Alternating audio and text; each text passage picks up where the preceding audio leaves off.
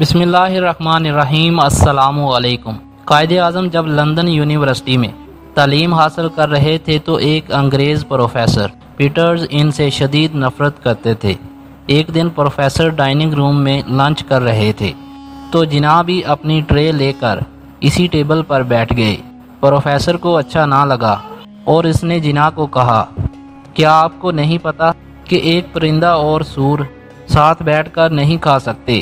جناح نے پر اطمینان لہجے میں جواب دیا کہ آپ پریشان نہ ہوں، I will fly to other table۔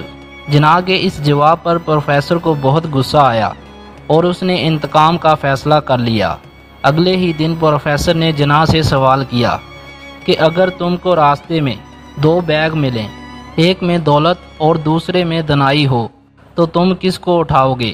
جناح نے بغیر کسی ہچکچاہٹ کے جواب دیا کہ دولت۔ جناح کے اس جواب پر پروفیسر نے طنزیہ مسکراہٹ کے ساتھ جواب دیا کہ میں تمہاری جگہ ہوتا تو دنائی والے بیگ کو اٹھاتا۔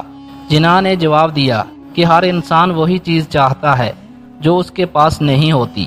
جی تو ناظرین، یہ تھی ایک چھوٹی سی انفارمیٹیو ویڈیو اچھی لگی تو چینل کو سبسکرائب کر کے ساتھ دیے گئے بیل کے بٹن کو دبا دیں۔ شکریہ۔